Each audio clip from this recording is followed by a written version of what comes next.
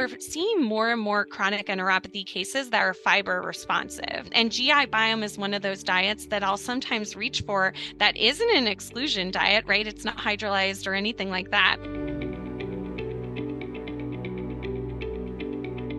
Hey guys, thanks for tuning in for another episode of VetFolio Voice. This episode is sponsored by Hills and features Dr. Jenessa Winston. Headed into this episode, I never knew I could get so excited about poop. As we've talked about in several different contexts on the podcast, the research into the gut microbiome and the influence it has on all different body systems is fascinating and just a rapidly expanding field of medicine. And Dr. Winston and I had such a good time geeking out about how it's possible that one of our most effective treatments, particularly in the case of gastrointestinal disease, may be something we pick up out of the yard every day. That's right, we talked about fecal transplants. It was so cool. Now, as Dr. Winston explains, there's a bit more to finding and screening an effective donor for a transplant than just picking up random poop out of the yard.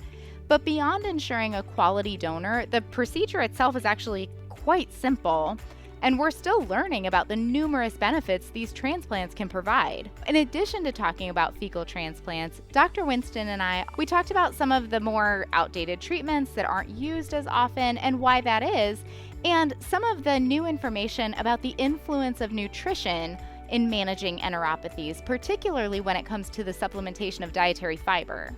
As you can imagine, this is a super long episode, so I'm going to stop my comments there. Let me introduce Dr. Winston and let's get into our episode. Dr. Jenessa Winston is an assistant professor at The Ohio State University. She received a Bachelor's of Science in Integrated Biology from the University of Florida in 2007. She then received her veterinary degree from North Carolina State University in 2011. She went on to complete a rotating small animal internship and residency in small animal medicine at North Carolina State, achieving board certification as a diplomate of the American College of Veterinary Internal Medicine in 2015. As a clinical investigator and NIH T32 fellow at NC State, Dr. Winston completed a PhD in comparative biomedical sciences with an infectious disease concentration in 2019. As a clinician scientist, Dr. Winston's primary research areas of interest include microbe-host interactions during health and disease. As a clinician scientist, Dr. Winston's primary research areas of interest include microbiome-host interactions during health and disease. She has a special interest in microbially derived bile acids and rational manipulation of microbial ecosystems, including interventions such as fecal microbiota transplant, or FMT. Dr. Winston is chair of the International Companion Animal FMT Consortium and is developing clinical guidelines for FMT. Since starting at The Ohio State University, Dr. Winston has launched the Companion Animal Fecal Bank, which serves as a unique research platform to accelerate our study and translation of microbial community sciences into safe and effective clinical applications. Her laboratory is currently conducting 2 FMT clinical trials for feline obesity and canine parvoviral enteritis. In addition to Dr. Winston's veterinary microbiome research, she's also a recipient of an NIH NIAID K08 award focused on defining the role of gut microbiota and the microbially derived secondary bile acids in conferring susceptibility and contributing to the severity of C. difficile infection during intestinal inflammation caused by inflammatory bowel disease. So much focus, so much knowledge on microbiome medicine. Let's talk about it.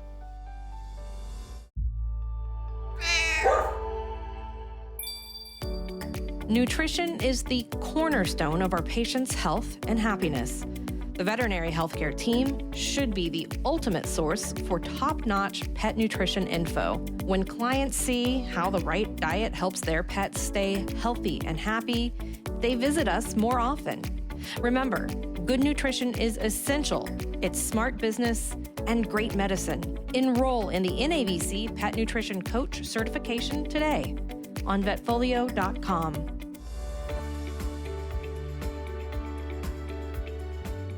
In this episode, I'm joined by Dr. Jenessa Winston, who has so many letters behind her name. I am so impressed, and we're going to talk about something I'm really excited about, which is gut dysbiosis and, gut flora and its impact on overall health, which is just fascinating, everything that we're learning about this. So, Dr. Winston, thank you so much for joining me. Absolutely. Thank you so much for having me. I'm so excited to hear your take on some of this and to learn more. Kind of starting at the beginning, let's talk about some of the therapies that maybe used to be more widely used for acute colitis and diarrhea cases. What does the current data say about some of these therapies? I'm looking at you, metronidazole. Yeah, absolutely. So I think most of us who have been in practice now for over 10 years or more, we probably remember distinctly during vet school that we were taught that for canine patients that have acute colitis that we should start reaching for antibiotics right away. And metronidazole is absolutely at the top of that list. And I think most of us felt good that even if patients were coming into our practices and we didn't think they had an infectious cause of their diarrhea, that metronidazole would also have the added benefit of being anti-inflammatory. And so I know for me that I felt okay with reaching for that. At least that's how I rationalized it to myself. But at the time, we didn't know a ton about the gut microbes and how important they are for overall health of our pets. And what we're finding out now is that reaching for medications like metronidazole can actually have long-term lasting effects. So yes, in the short term, they make patients better, which is why all of us reach for them, right? They make our clients happy. They help improve clinical signs quickly for the pets that we care for. But in the long term, they may be setting up for patients for having dysbiosis, which essentially is an imbalance of their gut microbes. And so ultimately, we're starting to shift and change our clinical approach to acute colitis to not reach for these medications as quickly because we know that they're going to have lasting impacts on the gut microbiome. And so we have to think of new strategies of how we're going to manage acute colitis instead of just reaching for metro. And so there's building evidence that reaching for dietary management in these cases or fiber supplementation or even things like fecal transplant may be a better option in order to keep antibiotics useful for us and for our pets in the long term and to protect the microbiome of our patients.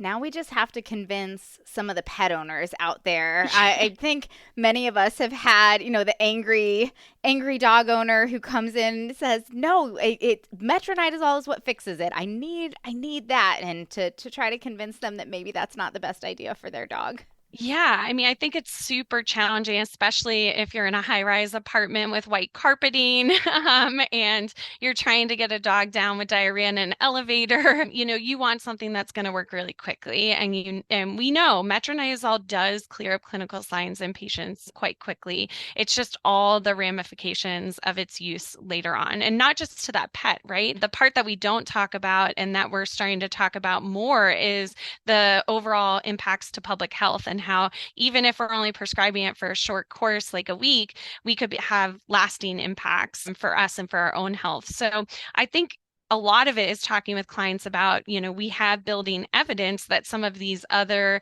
therapeutic options may actually work just as well and just as quickly, which is honestly what they care about is it going to work and is it going to be fast? And I think that is useful then to be able to have that conversation and be able to point to evidence. And, it's not just us telling them, hey, this is what we should do. We can show them that there's evidence that diet and fiber can make a difference quite quickly in these cases. And so you mentioned, dietary therapy and fiber supplementation, and I love that we're going to jump a little bit more into fecal transplants later because that's kind of an up and coming thing that I think is super gross, but super cool. What are, some guidelines for current recommendations for treating these acute colitis cases in particular, where clients are really wanting a fast resolution? Yeah, I think when you have that client that's really pushy, like they don't want to try just a highly digestible diet for a short term, they want you to prescribe something more than just diet. Fiber and psyllium in particular is something that we reach for here quite commonly in these patients because you can sprinkle it onto food quite readily. Most patients will consume it and you can see improvement in fecal scores quickly. So some people will even report a difference in their dog's fecal score within 12 hours, but within the first 2 days, you can see a marked improvement with fiber supplementation added on. And so when I have that client that just they want to have something that they can give and prescribe, I usually try and reach for psyllium in that case. And the next question people have is, well, how much? Exactly. What do you recommend and how do you prescribe it? And sometimes I can reach for a diet that has high fiber, and that depending on what diet the dog is consuming originally, I can pick a diet that's enhanced in fiber, and the diet alone is going to have that added benefit. And so I know we'll probably talk about this later, but this is where Hill's GI Biome comes in as a fiber enhanced diet that can make a difference in these guys. But in the case of, either they don't want to buy a whole bag of food, they want to stick with the diet that they've been feeding. So psyllium husks that you can buy over the counter that have no additives, no flavors added to them, can be super useful and easy to get. You can even stock it in your practice. So here we'll even dispense just like a couple days of the powder so that owners don't have to like make a second trip to go and buy psyllium powder.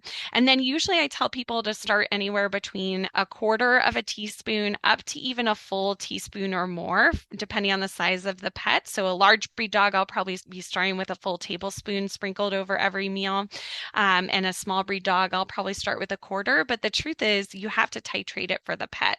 And so I give a little bit of flexibility with the owner of saying, if you try in a small breed dog a quarter of a tablespoon at each meal and that's not working, then I would double that. And sprinkling it on the food works really, really well. There are some products that are coming on the market that are like encapsulated. And so some people may try to reach for those. We have less evidence in those right now. They are a lot lower in fiber content usually. And so traditionally for us, we're just reaching for the actual psyllium powder and dosing it that way. So that makes sense. And I just want to clarify, you said for a small breed dog, you would do like a quarter tablespoon or a quarter teaspoon? You can do up to a quarter tablespoon. If you want to start on the lower end and use teaspoon, you can, but a lot of those dogs end up needing more. Sure. So yeah. Start with like a quarter tablespoon in a smaller breed dog, and then you can work your way up to like a full tablespoon in a large breed dog. Yeah. Okay. Yeah. Okay. And I have some patients where a large breed dog might need 2 tablespoons at each meal in order to control their clinical signs in the short term. So there's a lot of flexibility in dosing fiber. And I think that becomes, really important. I think the other question that I get even from owners is like, well, why can't we just give pumpkin? And I know like when I was a volunteer in vet hospitals over the years during my training, I saw people say, well, just increase and give canned pumpkin. And there's a really cool graphic and JVIM article from 2022 that our group put out. It's a fiber review. So like it's really in depth on the fiber piece, but it has a graphic in there for every 2 tablespoons of psyllium husk that you give, how much equivalent fiber you would need to give in canned pumpkin.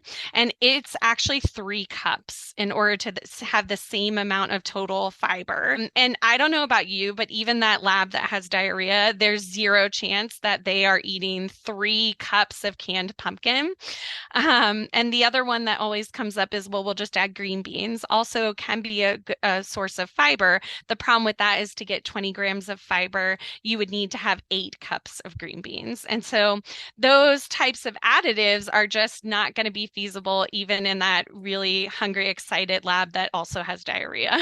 So I think that graphic usually puts it in perspective for people who have always reached for canned pumpkin or saying, telling owners to add green beans. Like if you really want to add fiber, you really should be adding something like psyllium husks. So absolutely. I have heard that more recently that maybe pumpkin doesn't really do as much as we hope it did. And the psyllium is like nice and readily available. And I love the idea of stocking it so you can just send owners home with it. And yeah, and exactly. I mean, dosing. I think buying it, you have to buy it in large quantities usually. And if they do purchase something like Metamucil, it's important just to make sure again that it's unflavored and all that. A lot of those human Metamucil products can have, additives in them. And so xylitol in particular, some of the flavored ones have xylitol. And so obviously we wouldn't want owners getting those. So, but yeah, stocking it in your practice, and depending on the laws, in your state, being able to dispense it right there so that instead of writing out that script for Metro that you can give them right away, you can send them home with that. And if they're worried about,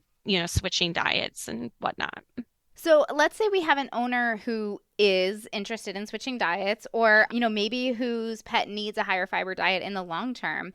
We're so lucky that so many of our food companies, they've come out with all these options. And so we have just so many things that we can reach for to help pets with dietary therapy, which is amazing. But sometimes I'm like, okay, which one does what? So let's talk about GI biome, because this is certainly, a diet that I've seen, I'm familiar with to a degree, but I would love to know more about it. Kind of what is it, when is it indicated, and what's the benefit with that one? Yeah, so when Hill's GI Biome came out, I was super excited getting into kind of the weeds, and this is like the geeking out part. But that diet is really formulated with the microbes in mind.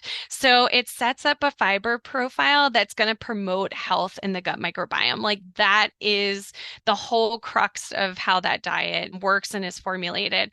And if anyone's ever heard me speak before, I talk a lot about this new era of medicine known as microbiome medicine, which is this idea of instead of prescribing something that's going to benefit just the pet that you're looking at, we're really looking at trying to prescribe something that's going to promote the health of the microbes in the gut that ultimately then are going to benefit the pet. And GI Biome is one of those diets that has that in mind, and it's backed by science to do that.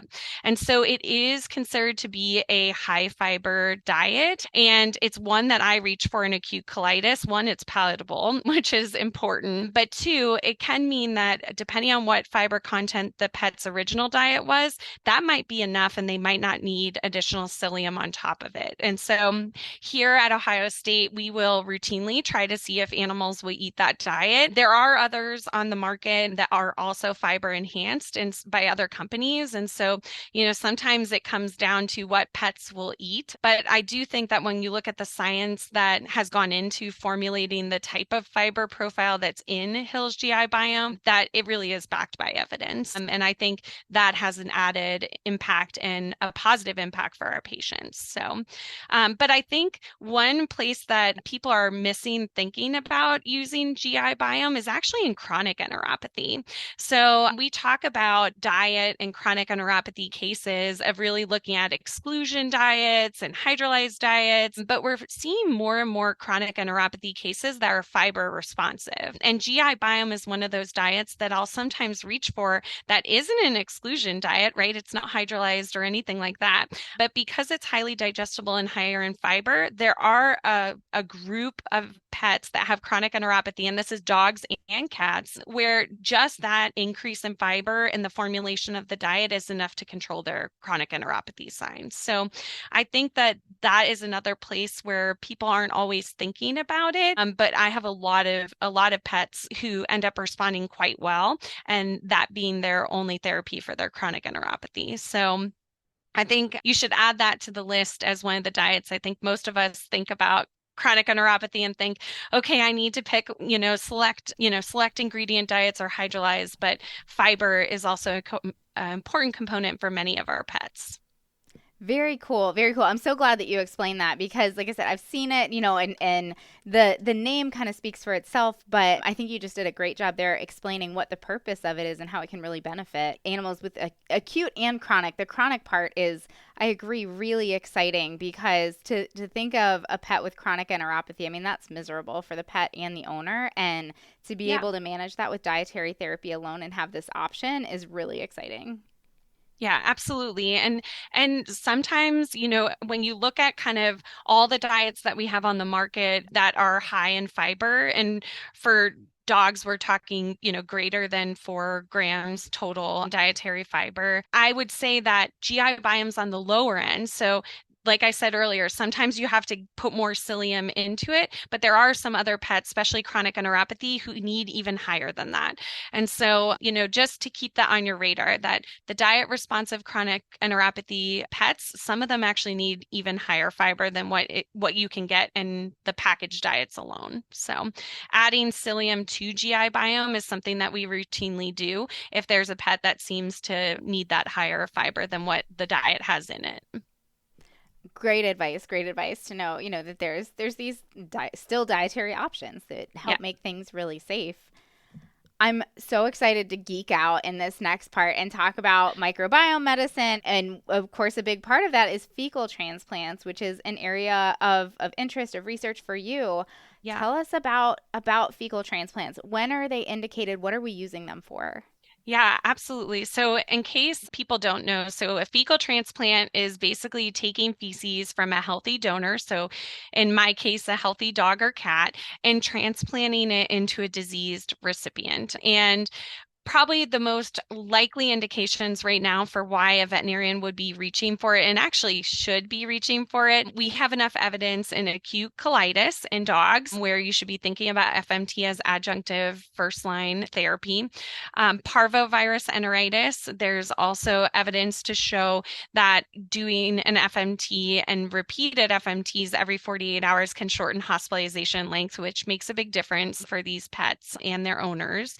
And then also thinking about chronic enteropathy. And in the canine space, we have a substantial amount of evidence that's coming out on use of FMT for chronic enteropathy.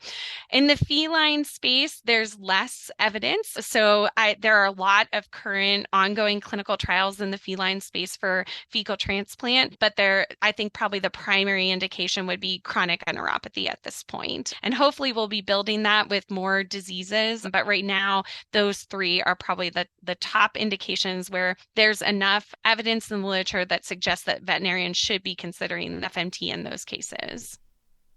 And I'm just so excited, if you can't tell, by the idea of this, absolutely with supporting the microbiome and, the idea of the therapy makes sense to me. But then I get these cases and I run into this wall of like, but how? Yeah. How do I do a fecal transplant? Do I need to, is this fecal oral? I know there's different formulations, there's capsules. So what are we looking at to successfully do a fecal transplant in one of our patients? Sure. So I want to start out by first just saying that I am very excited that in the next few months, we actually just got notice from Advances in Small Animal Care that they are going to be publishing our guidelines on FMT for practitioners. And so it will be an open access article. But there's a group of 20 of us that have spent the last 2 years working on developing clinical guidelines to help practitioners at all practice levels. So a lot of times when I talk about FMT, they're like, but you have a lab and you have a bunch of people, it's way easier for you to make these products to give them, whether it's oral capsules or as a fecal slurry for enema. But the truth is FMT is accessible to anyone in any practice type. And those guidelines are really designed to help people look at what resources do you have available in your practice, and then how can you, offer FMT to your patient population. So the first step in that is you have to identify a donor, and the clinical guidelines have very specific recommendations, especially in relation to different pathogen testing and whatnot. But really it's trying to find a healthy dog or cat, no evidence of GI signs. Usually we say within 6 months or longer, no antibiotic use, because we just talked about earlier how things like metronidazole can really wreak havoc in that ecosystem, and they can't have any other ailment. So if they have any evidence of skin disease or anything like that, we know that other disease can also disrupt the gut microbiome. And so we don't want donors that have any other underlying comorbidities.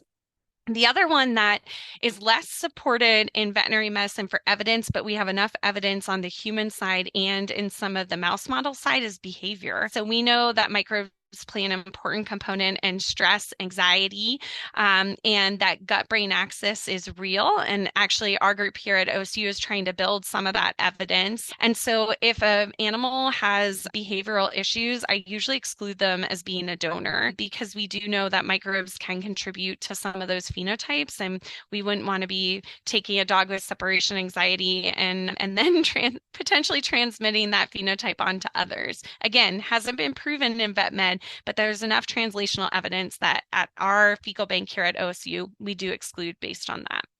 So once you've found a healthy donor, which I'll be honest, usually it's a veterinarian's dog, a technician's dog or cat, then you can have them collect feces on that animal. And the easiest way is that you're just going to use a fresh product and you're not going to do anything fancy for processing or storing it or anything like that. You're going to get a donation from that donor the day that you're planning to do the fecal transplant, and then you can dilute that product in saline and even just filtering it through like a sieve just to remove kind of the gross debris. Like dogs, even cats have a lot of things in their poop that you wouldn't want to put into the GI tract of another animal. Chewed up, toys, grass, hair, you name it. And so I recommend filtering the product. It also makes it easy to give via enema if it's filtered and not as chunky. So I usually do a 1 to 5 dilution in saline, mix it up really, really well. You don't have to have a blender or anything like that. You can mix it even just by hand. And then the easiest way in practice is to give it via enema. Encapsulation takes special equipment. In our lab here, we even freeze dry it or lyophilize it so it can be given as a capsule form.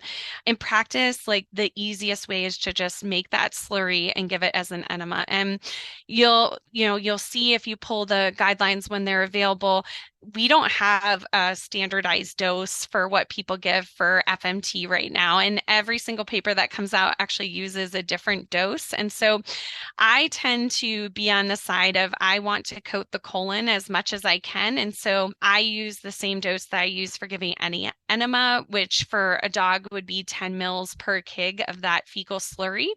And I pass it via enema just like I would if I was giving them an enema for constipation. And in cats, I'll tend to go lower, 5 mil per kg, but in some cases you can go up to as high as 10 and they tolerate it quite well.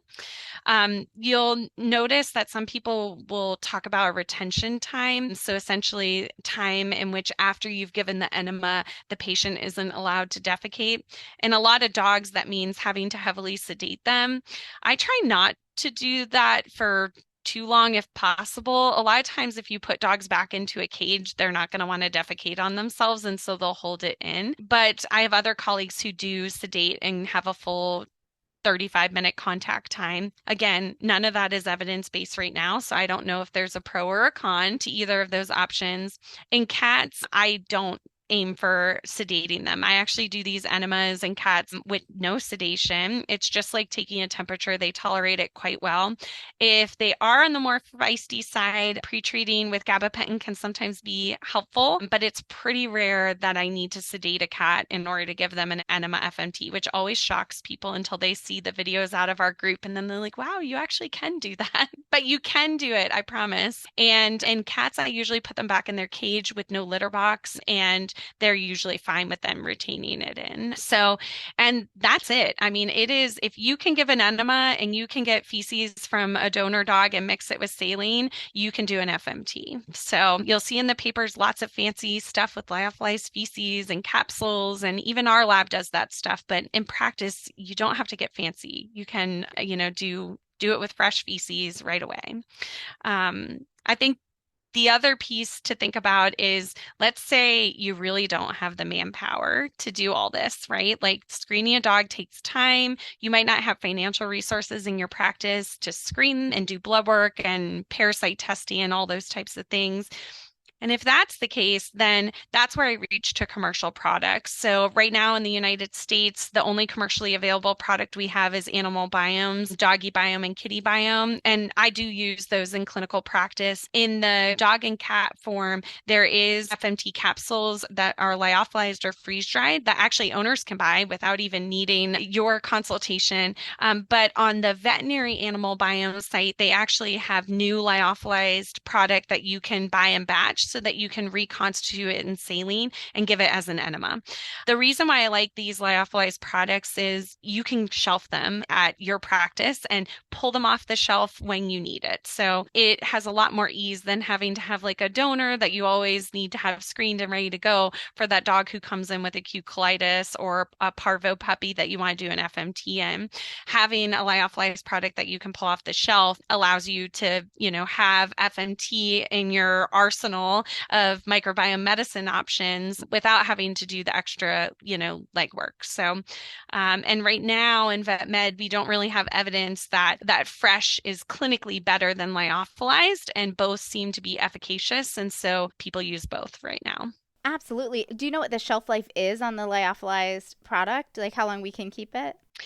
The animal biome products, most of them come with a label for a year. I will tell you that in our laboratory, and we just presented some of this data at the ACVIM forum in June, they may last longer than a year, but a lot of microbes are impacted by lyophilization. So compared to fresh feces, the moment that we lyophilize products, and this is true for animal biomes products and for lyophilized product in my lab, we lose microbes. And so there's always a potential that we might have lost some of the microbes that are beneficial. And so gold standard is fresh feces, but in practicality, that might not be practical for everyone, which is where these products, play in. So. And just to make sure I'm understanding, because it seems like a very cool treatment option. So I have a dog, I see on the appointment schedule, the owner has been up every hour all night taking this dog outside. Now, maybe we're starting to see some blood in the stool, and, so the owner is distraught and coming in and is like, fix my dog. Please let me get some sleep tonight. And so at that point in that acute colitis case that I think is a relatively common case presentation that we see, maybe even multiple times a week sometimes, we would say, okay, either use this lyophilized product, or if we had fresh feces available, we would treat that acute colitis with this fecal FMT, this fecal enema. And how soon would we... Well, first of all, is that my correct understanding of how we'd use this? And then how quickly would we expect improvement? Sure. No, this is a great question. These are the cases that everyone's seen, right? So usually in those cases, I want to make sure I've ruled out infectious causes. So like I'm not dealing with a case that has giardia. This isn't a potential salmonella case where they had gotten into raw food or something like that. Usually in those cases, I'm checking for GI parasites and deworming, right? So we're assuming we've done all that and we really are set on this as a non-infectious acute colitis. And in those cases, I really am trying to give them at least one FMT. So in this case, if you have the ability to have a donor, I would pick fresh because we know that has the most microbes that are preserved. And I would give one enema, and I would probably start the dog on offering them GI biome if they're going to eat it, or adding on psyllium to their diet at the same time. And there are no studies that look at combining those two, but there's individual studies that show that both of those can be beneficial, and they're easy enough to do right away at that visit, right? And so a lot of times we'll see a response within 24 to 48 hours. And I know the part that scares people, and probably the part for me that's been the hardest to adjust to, is when you see blood, right? Because our owners perceive that as way worse. And there's been a lot of work done looking at acute hemorrhagic diarrhea syndrome in dogs. And even when it progresses to that level, look at your patient, right? So I always tell students, like, look at the patient that's presented in front of you. If this is the dog that isn't, might be a little bit dehydrated, but isn't warranting IV fluids, they're happy wagging their tail, they're afebrile, you might run blood work and on a CBC, like they have a little bit of inflammatory leukogram, but they're not leukopenic, then those are the cases that like they definitely don't need an antibiotic, right? We used to think that blood meant they have a leaky gut barrier and we have to cover them for sepsis. And we know that that's not always true. And that's where things like FMT and fiber and diet can make a really big difference in these cases without having to reach for that metronidazole that all of us were trained to do. So... especially with acute hemorrhagic diarrhea syndrome. Yeah, for sure. I think, and the literature that's out there on that is really look at the patient. Like if you have a patient that has signs of sepsis, then that is a case that needs an antibiotic, right? And I think that's important that, when we talk about antimicrobial stewardship and acute colitis, there are cases with acute colitis that I am worried about them being septic. I don't withhold antibiotics in those cases, right? It's just those cases are few and far between. And so I think that's the important part is using your clinical judgment and looking at the case and saying, no, this is a dog who's going to eat this diet really, really well. And we're going to see market improvement. I think the other part that we didn't talk about earlier with Metro that's just important to note is Adam Rudinsky did this awesome study at OSU that looked at dogs with acute non-infectious colitis, and it had 3 different groups. It had a highly digestible diet, it had dogs that got that diet plus 7 days of Metro, and it were dogs that got that diet that was also enhanced with psyllium. And so it looked head to head of looking at diet alone, diet plus Metro, diet plus psyllium. And the dogs that got the psyllium and the highly digestible diet had faster resolution of their clinical signs, but was really unexpected to us. And also that study is also in JVIM if you want to pull it and look at the evidence and not just take my word for it. But there's a graphic in there that is just so striking because the group of dogs that got metronidazole, they had clinical signs and fecal scores that were abnormal up to 22, 23 days after their initial event. So their initial really bad diarrhea did get better, but when you actually look at their remission time for a longer period of time, that group had way more likelihood of not being in full remission than the dogs who got diet alone or diet plus psyllium. And so when we think about that, yes, it's a quick Band-Aid fix, but potentially we're having clinical signs that are longer than the other 2 groups. It's kind of like another reason to really rethink why we're picking that drug. Didn't the dogs who got Metro, didn't they have a higher chance of relapse as well? They did. Yeah, that's that 22-day. That's where their clinical signs could last. Their remission time, it was way prolonged. Like if you look, the fiber group actually did really, really well. It was within the, 7 to 10 day period that their clinical signs are improving and getting back to normal fecal scores. But when you look at the Metro group, their remission time is way, way, way longer. And I don't know about you, but I really don't want to have to be dealing with a dog who's got, on and off diarrhea for up to 22 days. No, absolutely. Oh my goodness. Yeah, that sounds terrible. And, owners, we're probably not hearing about that from owners because they're not having to wake up every hour overnight. So they're like, or they don't know because they're like me. And I also think this is where it comes in. Like we all know these clients too, right? They come in and you're talking to them about another disease that they're there for. And then you start talking about, defecation and bowel movements. And the dog's actually had abnormal fecal scores its whole life, but they didn't think that was abnormal, right? Right. Right. So there's sometimes that component too, where although clinically we identify that there's an issue, they're like, he's always had loose stool. Like his whole life he's had loose stool, that's not normal, right? No, and I think we have to remind people that, that piece is not normal to have abnormal fecal scores. So I think that's such an important message to make sure that we're having those conversations with owners and we're asking those questions because what might be normal to them might not actually be normal. Yeah, and I think this is where actually pulling out a fecal scoring chart in the room can be super helpful for everyone because it gets everyone on the same page. I used to take descriptors like soft serve ice cream and things like that, but sometimes my perception of that and an owner's are way off. And so I think having a visual and having them actually point to you on the chart how they score their dog's feces can be super helpful. And you may pick up on cases that the owner's not even identifying a problem and actually, they have abnormal fecal scores and that isn't normal. Sure. Can I circle back around to one last question about these acute colitis cases? Yes. Because you mentioned ruling out an infectious cause. Say, for example, what if we can't rule out Giardia point of care? That's a test. Yeah. Maybe we're sending off for an antigen. Of course, we can do a direct, sure. But could it still be Giardia? Is that something, would you wait for that Giardia antigen to come back? Or would you just say, if you don't see it on direct, then rock and roll and do Yeah, your I'm so enema? glad that you're asking this question. So, Giardia is a loaded pathogen because I think that Giardia in my mind is a symptom that something's going on in that dog's GI tract. And so a lot of times, and this comes up a lot, I get referred a lot of cases of chronic Giardia, resistant Giardia cases that are coming in.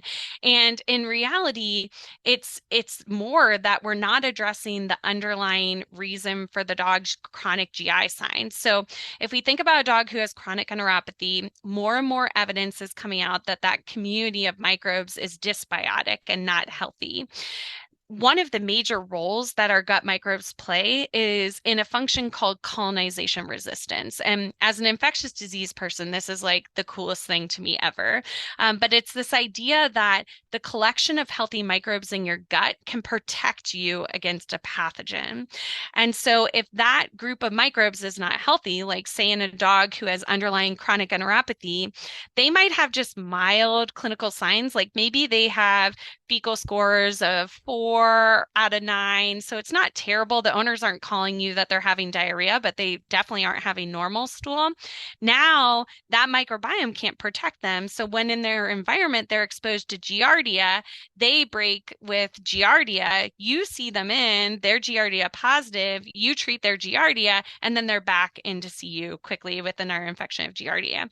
And that's likely because you've addressed the Giardia, but you haven't addressed the underlying GI disease. And so whenever I have an animal that's coming in with Giardia, especially multiple episodes, in the back of my mind, I start to think about how might this pet have a chronic enteropathy and what do I need to do to address it? In a lot of cases, those are the dogs that are diet responsive for chronic enteropathy in my experience. And so it might not mean like a full chronic enteropathy workup, with endoscopy and all that kind of stuff. Switching their diet may be all that you need to do. But I think Giardia is one of those opportunistic pathogens that really is a symptom that we need to dive deeper as clinicians and figure out what's causing this dog's microbiome to be imbalanced and dysbiotic. Because until we address that, it's likely that we're going to continue to have issues with Giardia. So a lot of times I'll deworm these dogs right off the bat because we all know that even if we do testing for fecal parasites, there's a possibility that we've missed something.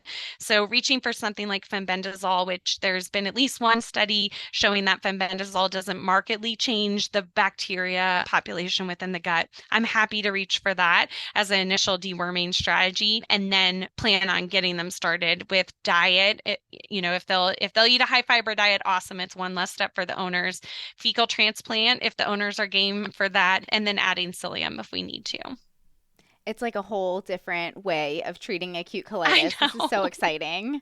Yeah, it is. It's one of those paradigm shifts that, it is so different. And I remember observing in practices that, I worked at where fresh grads would come out with all these new ideas. And this is one where it is 100% different than what all my vet school notes say on Yeah. how to Yeah, approach it's a these pivot. cases. So. Yeah, it's super cool. Absolutely. And it's an example of how continuing education and keeping up on the literature is so critical for what we do. Absolutely, absolutely. And it's such a cool area of research. We've had conversations around gut microbiome with relation to kidney disease and other chronic diseases, and I'm so excited to hear what continues to come out of this research in the future. I feel like it's changing so much about the way we practice. Yeah, I think one of the areas that I'm super excited about is, and at conferences, we all know there's a liver track, there's a renal track, there's GI, there's cardio, et cetera. But have any of us been to a conference that had a microbiome medicine track? Not yet, right? But I think there's enough evidence that, and this is, like you pointed out, it's outside of just thinking about GI disease as a target for the microbiome. And I think in my lifetime, I'm hopeful that there'll be a microbiome medicine track at conferences because there's so much coming out, of how we need to address this. There's a paper that came out last summer of atopic dermatitis dogs and using fecal transplant and modifying their microbiome. So I think we're just continuing to add to that evidence, and it's a really cool space to really change how we approach some of these cases. Absolutely. Well, gosh, that would be super exciting. Atopic, give us another treatment option for atopic dermatitis. Right? I know. Yes, No please. joke. I know. Said every GP ever, Yes. My goodness. Well, Dr. Winston, thank you so much. This has been such a fun conversation. I learned so much, and I'm sure you can hear the excitement in my voice for what's to come. So I really look forward to, your continued research and all the stuff that you're discovering. And yes, when that microbiome tract comes to be, I will absolutely be attending those lectures. Right? Yeah. Let's see. In the next 5 years, it will be a prediction. But I mean, already at conferences, there's a bunch of microbiome talks. And it's one of those things that all of us should be, considering and looking at for health and disease. Absolutely. Well, thank you again for joining me. I hope we can do it again sometime. Absolutely. Thanks so much for having me.